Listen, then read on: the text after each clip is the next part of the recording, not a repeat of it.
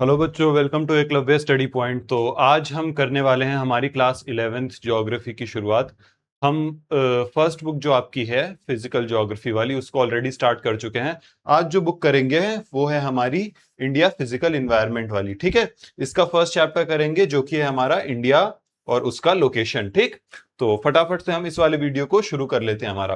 तो देखिए, सबसे पहले हम समझते हैं कि लोकेशन इंपॉर्टेंट क्यों है हमारे लिए। ठीक है, आपके मन में सवाल आएगा कि ये फर्स्ट चैप्टर है, इसका नाम ही है इंडिया लोकेशन। ठीक है, तो लोकेशन का इंपॉर्टेंस क्या है। ठीक, तो देखो, सिंपल इन सब चीजों को छोड़ते हुए आप मुझे बताओ लोकेशन क्यों मैटर करती है।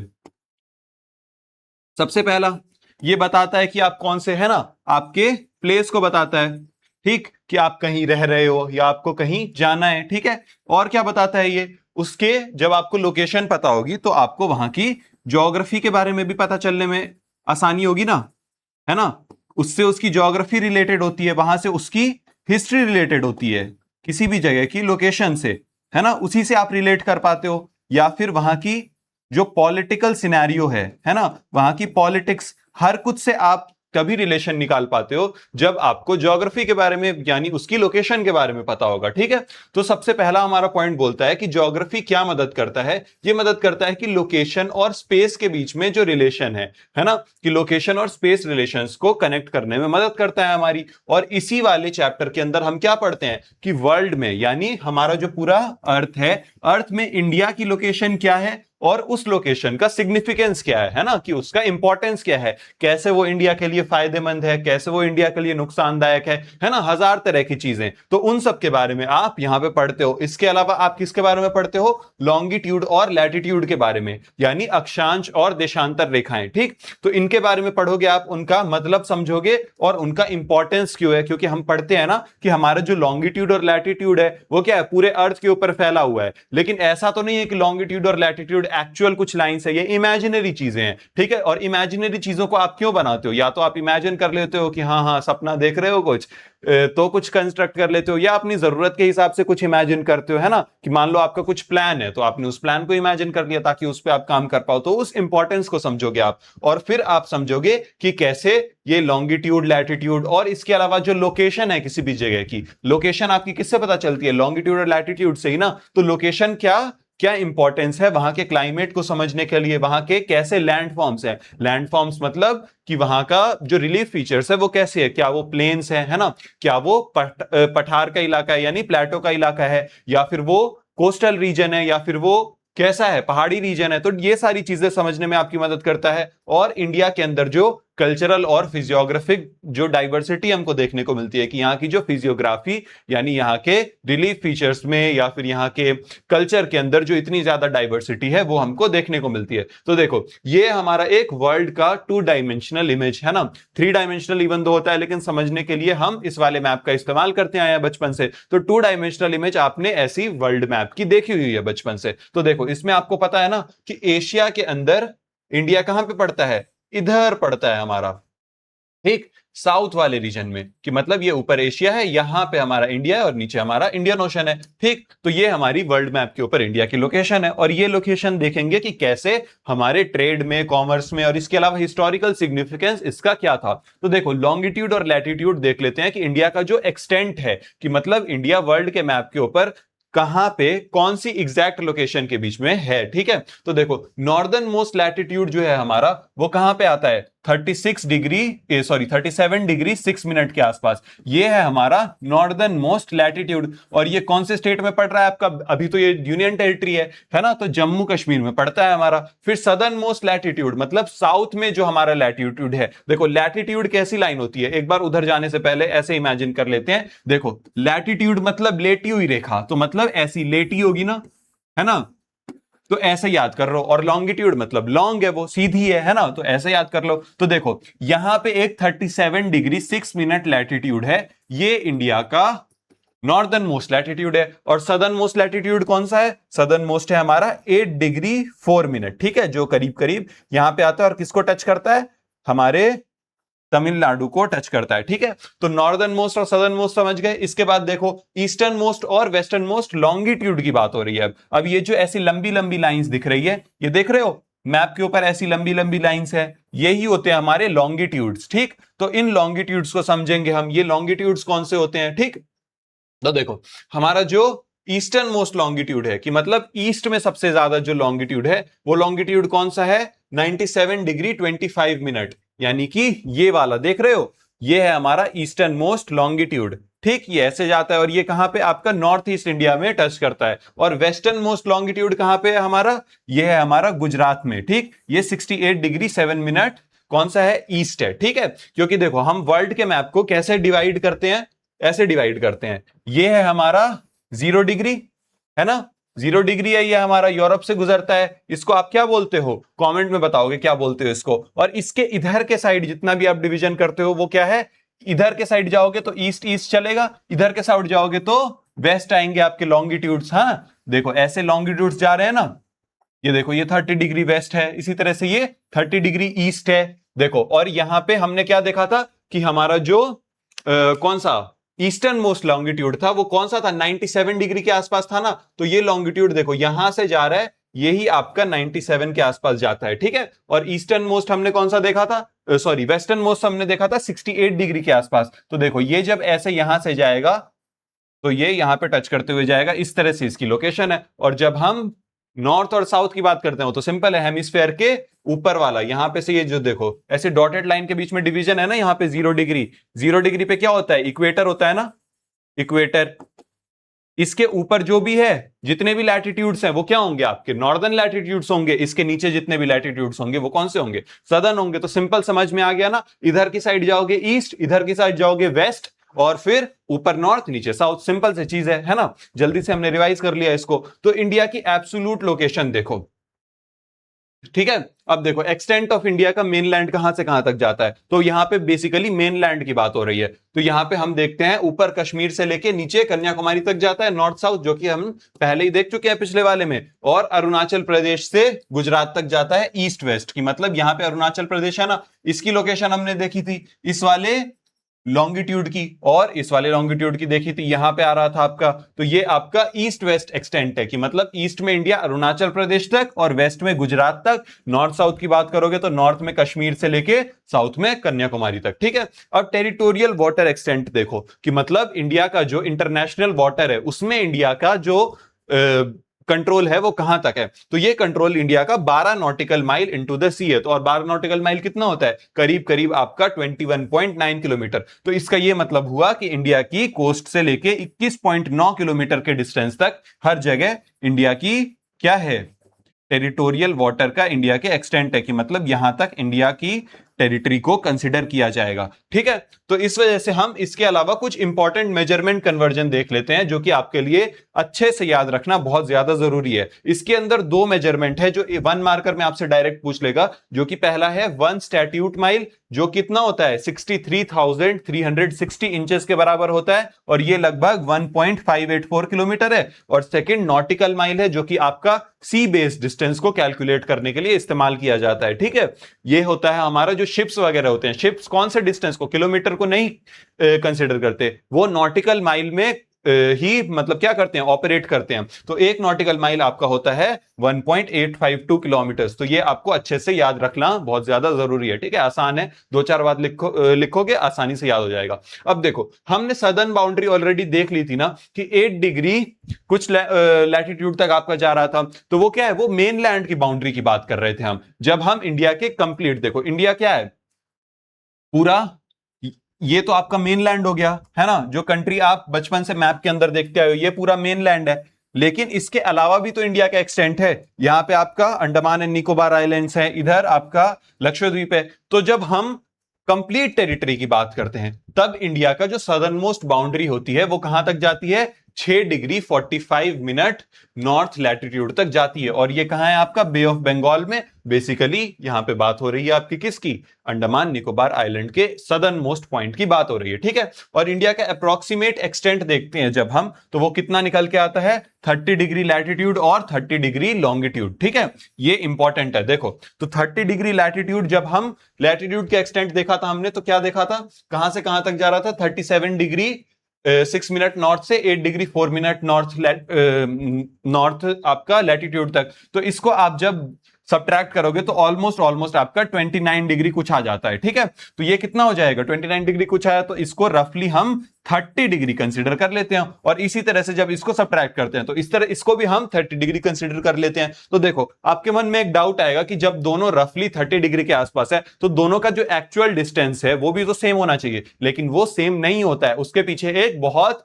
मजेदार सा फैक्ट है। देखो तो वो मजेदार सा फैक्ट ये है, पहले तो एक बार डिस्टेंस को देख लो। नॉर्थ साउथ के बीच में जो डिस्टेंस है वो कितना हो जाता है, 3214 किलोमीटर्स। तो बेसिकली यहां से यहां की बात हो रही है कि इतना जब हम इनके बीच में, इन दो लैटिट्यूड्स के बीच में स्ट्रेट लाइन एक खींचेंगे, एक लैटिट्यूड यहां गया, एक लैटिट्यूड यहां गया, इनके बीच में यहां पे इंडिया का टॉप है, यहां पे इंडिया का बॉटम है, तो इसको जब हम मेजर करेंगे तो ये कितना आ जाएगा, 3214 किलोमीटर्स, ठीक है। और इसी तरह से जब लॉन्गिट्यूड की बात हो रही है तो ईस्ट वेस्ट में, मतलब यहां पे ईस्टर्न पॉइंट है, यहां पे वेस्टर्न पॉइंट है, एक लॉन्गिट्यूड यहां से जा रहा है, एक लॉन्गिट्यूड यहां से जा रहा है ना। और इनके बीच के जब डिस्टेंस की बात करोगे तो वो डिस्टेंस कितना हो जाएगा, 2933 किलोमीटर। तो बेसिकली कितना, करीब करीब आपका 300 किलोमीटर के आसपास का डिफरेंस देखने को मिलता है। तो अब ऐसा क्यों होता है, इवन दो दोनों के बीच में 30 डिग्री के आसपास का फर्क है? तो इसके पीछे सिंपल सा रीजन ये है कि जब आपका लैटिट्यूड्स होते हैं, लैटिट्यूड्स के बीच में डिस्टेंस हर जगह सेम होता है, लेकिन जब लॉन्गिट्यूड्स होते हैं तो लॉन्गिट्यूड्स के बीच का डिस्टेंस जो है वो सेम नहीं होता। अब ये आप मुझसे पूछोगे कि ऐसा क्यों होता है, तो देखो हम वापस से हमारे इस वाले मैप के ऊपर आ जाते हैं। देखो तो हमने देखा था ना कि ये 0 डिग्री पे हमारा इक्वेटर था, यहां पे 0 डिग्री है, ये इक्वेटर है। अब देखो जब आप लैटिट्यूड्स को देखोगे तो लैटिट्यूड्स हर जगह एकदम सीधी लाइन दिख रही है ना, एकदम सीधी है, इधर भी एकदम सीधी है ना, बिल्कुल स्ट्रेट 15 डिग्री नॉर्थ साउथ, एकदम सीधी सीधी लाइन जा रही है। लेकिन वहीं पे लॉन्गिट्यूड देखो, यहां पे 0 डिग्री पे प्राइम मेरिडियन है ना, जो ग्रीनविच इंग्लैंड से निकलता है। तो देखो यहां पे जब आप देखोगे, यहां पे ये आ रहा है, यहां पे 0 डिग्री से, ये देखो इस तरह से जा रहा है, ठीक है, ऐसे कर्व सा बना रहा है। यहां पे एक स्लाइड ऐड करो, देखो एक स्लाइड ऐड करते हैं हम, एक सेकेंड स्लाइड इधर इस वाले में देख लो, ऐसे जा रहा है, ये कर्व सा बना रहा है हर जगह पे, है ना, इधर आया, इधर एक कर्व बनाया, इस तरह का कर्व बना रहा है। तो बेसिकली जब देखो कर्व वाली लाइंस होती हैं तो ये देखो यहां से आपका नॉर्थ से निकला, यहां पे साउथ में मिला, है ना, सिंपल सी चीज है। तो यहां से जब नॉर्थ से निकलेगा तो इसके बीच का डिस्टेंस देखो, यहां पे बहुत कम डिस्टेंस है, लेकिन जब आप यहां पे जा रहे हो तो यहां पे देखो डिस्टेंस बढ़ गया ना। इसी वजह से जो लॉन्गिट्यूड्स हैं उनके बीच का डिस्टेंस क्या होता है, हर जगह एक सा नहीं होता, वो बदलता रहता है, ठीक है। जब पोल्स पे होता है तो वो डिस्टेंस क्या होता है, आपका 0 किलोमीटर होता है, क्योंकि सारे लॉन्गिट्यूड्स एक ही जगह से निकल रहे हैं, एक ही जगह से ओरिजिनेट हो रहे हैं। लेकिन जब आप पोल्स के पास जाते हो, या फिर सॉरी जब आप इक्वेटर के पास जाते हो तो वो डिस्टेंस क्या हो जाता है, मैक्सिमम हो जाता है, सबसे ज्यादा हो जाता है। इस वजह से जब आपका लैटिट्यूड के डिस्टेंस की बात होती है तो लैटिट्यूड के बीच में हर जगह एक सा डिस्टेंस होता है, और वो डिस्टेंस कितना है, 111 किलोमीटर्स का, ठीक है। हर लैटिट्यूड के बीच में ये डिस्टेंस कॉमन रहेगा। लेकिन जब आप लॉन्गिट्यूड की बात करोगे तो मैक्सिमम डिस्टेंस वो कहां पे होता है, आपके इक्वेटर के पास होता है, जो कि 111.32 किलोमीटर है। और मिनिमम डिस्टेंस कितना है, 0 किलोमीटर, जो कि मैं आपको ऑलरेडी बता चुका हूं, है ना। इसमें इस वाले में आप आसानी से देख सकते हो, यहां पे देखो सारे जो लॉन्गिट्यूड्स हैं एक पॉइंट से ओरिजिनेट हो रहे हैं, ठीक है, और एक पॉइंट पे आके मिल जा रहे हैं। इनके बीच का डिस्टेंस देखो, जब ये आपका क्या हुआ, पोल से निकला तो इनके बीच में डिस्टेंस क्या था, यहां पे एकदम 0 था, लेकिन जब ये आपका यहां पे आया, एकदम इक्वेटर के पास आया, तो ये डिस्टेंस मैक्सिमम हो गया, सबसे ज्यादा हो गया। और मैक्सिमम डिस्टेंस कितना है, 111.32 किलोमीटर। इसी की वजह से आपका ईस्ट वेस्ट डिस्टेंस जो है वो छोटा दिखता है एज कंपेयर टू आपका नॉर्थ साउथ डिस्टेंस, ठीक है, समझ गए, ये सिंपल सी चीज थी। अब हम आ जाते हैं लैटिट्यूडनल लोकेशन के ऊपर, कि मतलब इंडिया कौन से लैटिट्यूड्स के बीच में फॉल करता है। तो देखो लैटिट्यूड को कैसे डिवाइड किया वो तो समझ गए ना। जब हम वर्ल्ड के मैप की या फिर ग्लोब की बात करते हैं तो उसको हम डिफरेंट सेक्शंस में डिवाइड किया हुआ है हमने। 0 डिग्री से आपका 23.5 डिग्री तक, जो कि नॉर्थ और साउथ दोनों जाता है, उसको हम ट्रॉपिकल रीजन कंसीडर करते हैं। ट्रॉपिकल रीजन की क्या खासियत होती है कि यहां पे आपका सनलाइट बिल्कुल डायरेक्टली फॉल करती है, सबसे ज्यादा गर्मी होती है ना, ये सारी चीजें होती है। तो देखो ये आपका 23.5 डिग्री तक जाता है। 23.5 डिग्री नॉर्थ पे कौन सी लाइन है आपकी, ट्रॉपिक ऑफ कैंसर है, और 23.5 डिग्री साउथ पे कौन सी है, ट्रॉपिक ऑफ कैप्रिकॉन। तो इनके बीच का जो रीजन है वो है हमारा क्या, वो है हमारा ट्रॉपिकल रीजन। और ट्रॉपिकल रीजन क्या है, सबसे ज्यादा गर्म होता है। तो जो भी एरियाज, जो भी कंट्रीज इस ट्रॉपिकल रीजन में आएंगी, ऑब्वियस सी बात है वहां की जो टेम्परेचर होगा, वहां का जो मौसम होगा वो कैसा होगा, गर्म होगा। लेकिन 23.5 डिग्री से 66.5 डिग्री नॉर्थ और साउथ दोनों जगह जब हम जाते हैं तो हम क्या देखते हैं, वहां पे हमको कौन सा रीजन देखने को मिलता है, उसको हम टेम्परेट जोन बोलते हैं। ठीक है, टेम्परेट जोन बोलते हैं, और जो कि क्या होता है, कैसा होता है, वो वार्म होता है ऊपर और नीचे दोनों जगह। ठीक है, जैसे जैसे हम पोल्स की तरफ बढ़ते जाएंगे, जैसे जैसे नीचे जाएंगे आपके इक्वेटर से, वैसे वैसे हमारी ठंडी बढ़ती चली जाएगी। बिकॉज वहां पे जो सनलाइट होती है वो टेढ़ी पड़ने लगती है, स्लैंटिंग होती है। लेकिन ट्रॉपिक्स पे कैसी होती है, देखो ट्रॉपिकल रीजन ये है, इस पे डायरेक्ट पड़ेगी, लेकिन जब पोल्स पे जाएगी तो वो आपकी सनलाइट कैसी होगी, स्लैंट होके, मतलब टेढ़ी होके पड़ेगी, जिसकी वजह से उसकी इंटेंसिटी कम होती है। और इसी तरह से पोलर रीजन की तरफ जाते जाते ऊपर आपका 66.5 डिग्री से 0 डिग्री तक कितना हो जाता है, सॉरी 90 डिग्री तक कितना हो जाता है लैटिट्यूड्स, दोनों जगह पे नॉर्थ और साउथ में आपका पोलर रीजन हो जाता है, जो कि सबसे ज्यादा ठंडा होता है। ठीक है, सिंपल सी चीज थी, दोनों के बीच में हम डिवीजन कर चुके हैं। अब देखो, जब हम सदर्न इंडिया की बात करते हैं तो सदर्न इंडिया हमारा ट्रॉपिकल जोन में पड़ता है। ठीक है, ट्रॉपिकल जोन में पड़ता है, क्योंकि हमने देखा था ना इंडिया का लैटिट्यूडनल एक्सटेंट, एक बार वापस से आओ, यहां पे आओ, लैटिट्यूडनल एक्सटेंट देखो, हमने क्या देखा कि 23.5 डिग्री तक क्या है, मान लो यहां पे आपका, इधर देखो, मान लो यहां पे हमारा 23.5 डिग्री है। ठीक है, यहां से हमारी क्या जा रही है, 23.5 डिग्री से नॉर्थ से, और इधर सॉरी इधर नहीं होना चाहिए था, हाँ यहीं पे इधर होना चाहिए था 23.5 डिग्री, और इधर 1523। ठीक है, 23.5 डिग्री साउथ।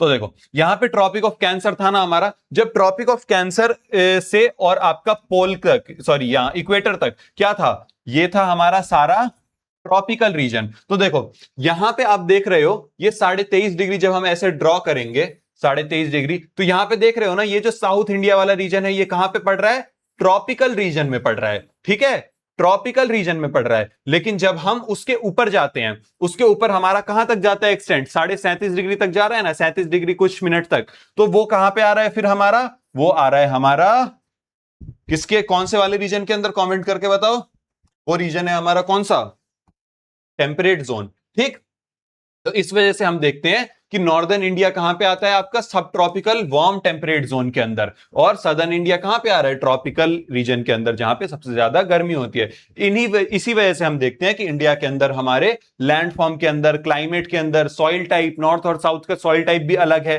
और यहाँ की जो नेचुरल वेजिटेशन है उनमें भी बहुत ज्यादा डिफरेंस देखने को मिलता है। अब हम आ जाते हैं हमारे लॉन्गिट्यूडनल एक्सटेंट के ऊपर, और उसकी वजह से जो टाइम डिफरेंस होता है उसके ऊपर। तो देखो इंडिया जो है हमारा वो लगभग 30 डिग्री लॉन्गिट्यूड तक फैला हुआ है, जिसमें हमने देखा था 68 डिग्री ईस्ट तक है और 97 डिग्री आपका ईस्ट तक है, ये वाला हमारा लॉन्गिट्यूडनल एक्सटेंट है। और अर्थ जो है वो वेस्ट से ईस्ट की तरफ घूमती है, कि मतलब वेस्ट वाला हिस्सा है और उधर से ईस्ट की तरफ घूमेगी, जिसकी वजह से जो आपके ईस्ट वाले स्टेट है उनको सनराइज पहले देखने को मिल रहा है। अब ऐसा क्यों हो रहा है, तो क्योंकि आपका वेस्ट से ईस्ट की तरफ घूमेगी, तो देखो वेस्ट मान लो अर्थ है आपकी, वो वेस्ट से ईस्ट की तरफ घूमी, तो ईस्टर्न रीजन जो है मतलब वो क्या होगा, वो पहले सन से एक्सपोज हो जाएगा ना। अब जो वो सन से पहले एक्सपोज होगा तो वहां पे सनलाइट भी पहले पड़ेगी, इसकी वजह से ये आपका लगभग 2 घंटे पहले जो आपके ईस्टर्न स्टेट्स है वहां पे आपका क्या हो जाता है, सनराइज हो जाता है, as compare to your western region. कि मतलब अरुणाचल प्रदेश में मान लो 4 बजे सनराइज हो रहा है, तो गुजरात के अंदर कितने बजे होगा, 6 बजे होगा। ठीक है, और वेस्टर्न स्टेट को लेटर सनराइज एक्सपीरियंस करने को मिलता है। ठीक है, अब हम आ जाते हैं इसी से इंपॉर्टेंट एक आपका कॉन्सेप्ट हो जाता है स्टैंडर्ड टाइम का। ठीक है, क्योंकि हमने देखा कि जो सनराइज के बीच में इतना ज्यादा डिफरेंस है, तो आप देखोगे नेचुरली दोनों के जो क्लॉक है उसमें डिफरेंस 2 घंटे का पाया गया ना, कि वहां पे 2 घंटे पहले सुबह हो रही है, यहां पे 2 घंटे लेट सुबह हो रही है। तो इसकी वजह से क्या किया गया, एक कॉमन पॉइंट को चुन लिया गया कि वो ही वहां पे जो टाइम होगा उसी को all over the India consider किया जाएगा। अब देखो टाइम जोन, इसको ही टाइम जोन बोला जाता है। तो डिफरेंट कंट्रीज जो हैं जिनका एक्सटेंट बहुत ज्यादा बड़ा होता है, उनमें बहुत सारे कंट्रीज ऐसे मल्टीपल टाइम जोन्स को कंसीडर करती है, कि मतलब उनके मल्टीपल टाइम जोन होते हैं, एक टाइम जोन नहीं होता है ना, 12-13 तक टाइम जोन होते हैं कंट्री के। लेकिन इंडिया ने सिर्फ एक टाइम जोन चुना हुआ है, और वो क्या है, वो हमारा 82.5 डिग्री ईस्ट लॉन्गिट्यूड है। ठीक है, 82.5 डिग्री ईस्ट लॉन्गिट्यूड, और ये कहां से गुजरता है, हमारे उत्तर प्रदेश से गुजरता है। ठीक है, उत्तर प्रदेश के मिर्जापुर नाम की जगह से गुजरता है, और इसके आपको स्टेट्स के नाम याद रख लेना भी इंपॉर्टेंट हो जाता है। क्योंकि आपका सीयूईटी के पेपर में भी आता है ना, सीयूईटी में आपसे पूछ सकता है, इस वजह से मैं उधर से उसके पर्सपेक्टिव से भी आपको एक दो चीज बता देता हूं, क्योंकि उसमें पूछ सकता है कि बताओ कि इनमें से कौन सा स्टेट है जो जिसके थ्रू आपका इंडियन स्टैंडर्ड टाइम नहीं गुजरता है ना, तो उसमें आपको एलिमिनेट करना होगा। तो ऐसे ट्रिक है उसकी, मौका करके याद रख लेना, जिसमें एम से क्या है, मध्य प्रदेश है, ओ से उड़ीसा है, यू से उत्तर प्रदेश है, सी से आपका क्या है, छत्तीसगढ़, और ए से आपका आंध्रा है। ठीक है, इस तरह से आप याद कर सकते हो, यहां से आंध्र प्रदेश से गुजरता है। ठीक, तो ये 5 स्टेट है जिसके थ्रू आपका इंडियन स्टैंडर्ड टाइम मेरिडियन गुजरता है। और इसके बीच में डिफरेंस कितना है, ये डिफरेंस हमारा 5.5 घंटे का है, कि मतलब ग्रीनविच मीन टाइम से जो कि आपका लंदन में है, वहां से कितना, मतलब 5.5 घंटा का डिफरेंस है। तो मतलब मान लो वहां अगर ग्रीनविच में 12 बज रहा है, तो इंडिया में कितना बजेगा, 5:30 बजेगा। ठीक है, मतलब 5.5 घंटे आगे इसकी क्लॉक चलती है, सिंपल सी चीज है। और जीएमटी क्या है, जीएमटी आपका ग्रीनविच मीन टाइम है, जो कि कहां है, रॉयल ऑब्जर्वेटरी लंदन, और इसको 0 डिग्री लॉन्गिट्यूड कंसीडर किया जाता है। अब ऐसा कुछ नहीं है कि वो 0 डिग्री है, क्योंकि वो तो इमेजिनरी लाइन है। इमेजिनरी लाइन तो हमने क्यों बनाई, बिकॉज उस टाइम पे ब्रिटिश इंपीरियलिज्म इतना बढ़ा हुआ था, इतना पीक पे था, तो क्या किया गया, सिंपली उस एरिया को कंसिडर कर लिया गया कि वहीं से आपका 0 डिग्री गुजर रहा है। वो 0 डिग्री कहीं और से भी कंसिडर किया जाता था, जा सकता था, वो कोई बड़ी बात नहीं है, वहां से कंसिडर कर लिया गया, इस वजह से वो अभी तक कंटिन्यू हो रहा है और till the end of time होता रहेगा। तो देखो, अब हम आ जाते हैं साइज ऑफ इंडिया के ऊपर, कि इंडिया का हमने लॉन्गिट्यूडनल, लैटिट्यूडनल सब एक्सटेंट समझ लिया। अब साइज क्या है इंडिया का, तो इंडिया के पास मैसिव साइज है, जो कि 3.28 मिलियन स्क्वायर किलोमीटर का है। ठीक है, और आपको पता है कि इंडिया साइज के बेसिस पे कौन से नंबर पे आता है, 7th नंबर पे। ठीक है, 7th नंबर पे आता है। और वर्ल्ड का कितना हिस्सा, कितना लैंड एरिया अपने पास रखता है, 2.4% के आसपास लैंड एरिया इंडिया रखता है। तो देखो, इसमें एक और ट्रिक है जो कि आपको बताती है कि जो टॉप 7 सबसे बड़े जो कंट्रीज हैं वो कौन से हैं। तो देखो, ये सिंपल सी ट्रिक है, बहुत सिंपल सी, जो क्या है, रुक, चीन, अब, आ, भारत। ठीक है, ये सिंपल सा है। तो आर यू से क्या रखोगे, रशिया। ठीक है, जो कि आपका सबसे बड़ी कंट्री है। फिर के से कनाडा, जो कि सेकंड नंबर पे आता है। फिर चीन, ऑब्वियसली चाइना के लिए है। ठीक है, फिर ए से अमेरिका, मतलब आ। ठीक है, और फिर अब बी से क्या होगा, मतलब ए से अमेरिका, बी से फिर ब्राजील, फिर आ से ऑस्ट्रेलिया, और फिर लास्ट में आपका इंडिया तो है ही। ठीक है, तो ये 7 आपकी कंट्रीज हैं जो 7 मतलब आपके सबसे बड़े कंट्रीज के अंदर आ जाती हैं। अब हम आ जाते हैं इंडिया की फिजिकल डाइवर्सिटी के ऊपर। तो फिजिकल डाइवर्सिटी का मतलब मैं आपको लेक्चर के शुरू में ही बता चुका था कि कैसे यहां के लैंडफॉर्म के बीच में डिफरेंस देखने को मिलता है। तो माउंटेन क्या है, हम देखते हैं ना कि इंडिया के नॉर्थ में क्या है, हिमालयाज है। और हिमालयाज बना कैसे था, वो मुझे कॉमेंट में बताओगे आप। मेजर रिवर्स हमारे पास कौन सी है, बहुत बड़ी बड़ी रिवर्स है, जिसमें वर्ल्ड की सबसे बड़ी रिवर्स में से बहुत सारी इंडिया के अंदर आती हैं, जैसे कि आपकी गंगा हो गई, ब्रह्मपुत्र हो गई, महानदी हो गई। ठीक है, कृष्णा, गोदावरी, कावेरी, सेंट्रल और आपका सदर्न इंडिया की रिवर्स हो गई। नॉर्थ ईस्ट और साउथ में हम देखते हैं कि हमको हिल्स वगैरह देखने को मिलते हैं, थार देखते हैं हम, यहाँ पे हमको डेजर्ट भी देखने को मिलता है, प्लेन्स भी देखने को मिलते हैं, और प्लेटो रीजन, पठारी रीजन भी देखने को मिलता है, जहां से हमको क्या मिलता है, बहुत सारे मिनरल्स मिलते हैं। ठीक है, इंडिया का मिनरल बेस क्या है, दक्कन प्लेटो ही है, मतलब इंडिया को बहुत सारे मिनरल्स यहां से देखने को मिल रहे हैं। वेस्टर्न घाट है, ईस्टर्न घाट है। तो ये सब क्या दिखाता है कि इंडिया की जो फिजियोग्राफी है वो एक जैसी नहीं है, वो क्या है, बहुत ज्यादा डाइवर्स है, बहुत ज्यादा क्या है, एक दूसरे से अलग अलग है। ठीक, तो ये दिखाता है कि कैसे इंडिया की लोकेशन इंडिया की डाइवर्सिटी को, फिजिकल डाइवर्सिटी को भी इंपैक्ट कर रहा है। इसकी वजह से हमको बहुत तरीके के लैंडफॉर्म देखने को मिल रहे हैं इंडिया में। ठीक है, अब हम आ जाते हैं इंडियन सबकॉन्टिनेंट के ऊपर। तो इंडियन सबकॉन्टिनेंट इसलिए बोला जाता है, देखो कॉन्टिनेंट क्या होता है, आपका महाद्वीप होता है। इंडियन सबकॉन्टिनेंट के अंदर सिर्फ इंडिया ही नहीं, बहुत सारी और भी कंट्रीज हैं इंडिया के आसपास के पड़ोसी कंट्रीज। तो हमारी इंक्लूड कौन कौन सी होती है, एनसीईआरटी के मुताबिक हम देखते हैं इंडियन सबकॉन्टिनेंट के अंदर इंडिया हो गया, पाकिस्तान हो गया, नेपाल, भूटान एंड बांग्लादेश। ठीक है, कुछ जगहों पे आपका अफगानिस्तान वगैरह को भी कंसिडर किया जाता है, क्योंकि एनसीईआरटी नहीं कर रही है तो हम नहीं करेंगे। ठीक है, सिंपल सी चीज है, हम एनसीईआरटी जो बोलती है उस हिसाब से चलेंगे। ठीक, तो इसकी नेचुरल बाउंड्रीज क्या क्या है इस इंडियन सबकॉन्टिनेंट की। तो देखो, नॉर्थ में इंडियन सबकॉन्टिनेंट की बाउंड्री है हमारी हिमालयाज। ठीक है, हिमालयाज रेंज है। ठीक, इसके बाद आपकी नॉर्थ वेस्ट में, मतलब नॉर्थ और नॉर्थ वेस्ट में हम देखते हैं कौन सी बाउंड्री है हमारी, हिंदुकुश और सुलेमान रेंजेस। यहां पे हिंदुकुश रेंजेस आपकी यहां पे ऊपर में। ठीक है, ये आपकी नॉर्थ वेस्ट की बाउंड्री है। इसके बाद साउथ में क्या है, नॉर्थ ईस्ट में हमको पूर्वांचल हिल्स देखने को मिलते हैं, जिसमें गारो खासी और नागा हिल्स आ गए आपके यहाँ पे नॉर्थ ईस्ट में। और इसके बाद साउथ में हमारी बाउंड्री क्या है, सबसे बड़ी बाउंड्री है जो कि इंडियन ओशन है। तो इसके बीच का जितना भी है वो आपका कॉमन लैंग्वेज में आप उसको साउथ एशिया बोलते हो, और ज्योग्राफिकल लैंग्वेज में आप उसको इंडियन सबकॉन्टिनेंट बोलते हो, उपमहाद्वीप, है ना, कि महाद्वीप का भी एक छोटा हिस्सा, मतलब इतना मैसिव है, इतनी ज्यादा डाइवर्सिटी है कि इसको एक आपने सब कॉन्टिनेंट बोल दिया। ये एक उपमहाद्वीप की तरह है कि मतलब यहां पे इतनी ज्यादा एक महाद्वीप जैसी ही डाइवर्सिटी यहां पे आपको देखने को मिल रही है।